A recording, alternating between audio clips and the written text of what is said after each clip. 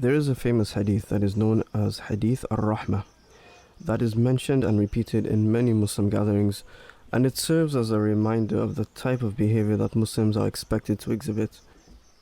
The Prophet Muhammad ﷺ said, "Ar-Rahimun yarhamuhum ar-Rahman, irhamu man fil ard, yarhamkum man fis sama." The most merciful has mercy upon those who are merciful.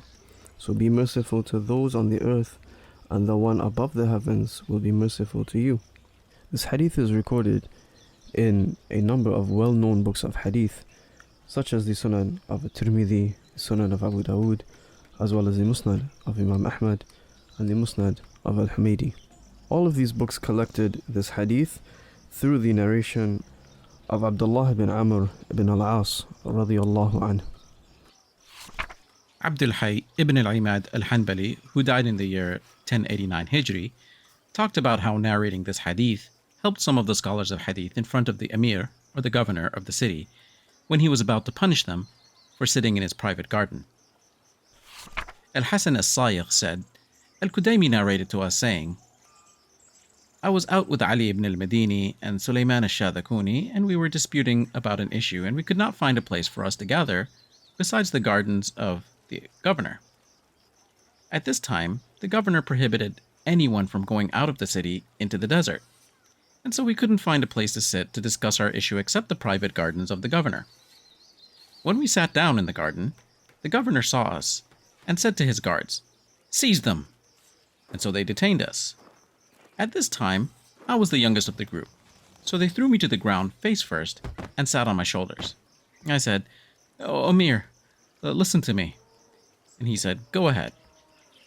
So I said, Abdullah ibn Zubair al-Humaydi narrated to us from Sufyan ibn Uyayna, from Ameer ibn Dinar, from Abi Qabus, from Ibn Abbas radiallahu an, that the Prophet sallallahu alayhi wasallam said, Ar-Rahimuna yarhamuhum ar-Rahman, irhamu man fil ard, yarhamkum man fis sama.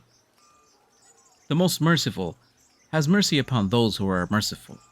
Be merciful to those on earth, and the one who is above the heavens will be merciful to you. He said, 'Repeat it to me.' And so I repeated it. He then said to the guards, 'Get off of him.' Then he said to me, 'You memorized this hadith, and you all set out to dispute with one another?' Or something to this effect. After letting them go, Ashadakuni would say to Al-Kudaymi, 'The hadith of al-Humaydi has saved you.'"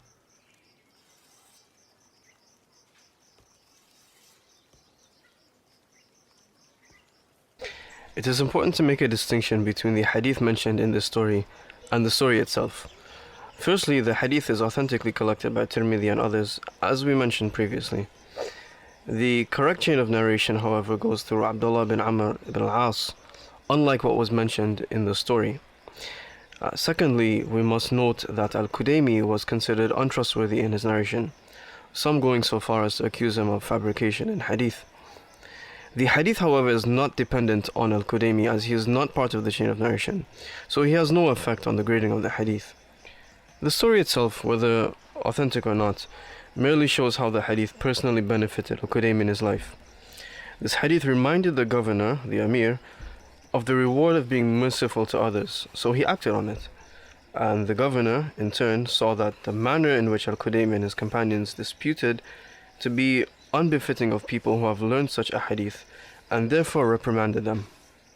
Another interesting thing to note in this story is the fact that Al-Kudaymi, Shadakuni, and Ali ibn al-Madini did not exit the city to sit in the desert because the Amir had prohibited anyone from doing so. In other words, they were trying their best to listen and obey the rulings or the commands of the Amir or the governor.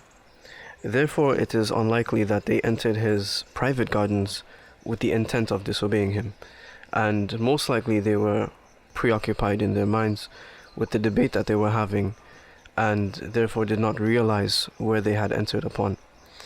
In any case, it shows that the scholars of Ahlus Sunnati wal Jama'ah and the people of Hadith give importance to listening to the rulers.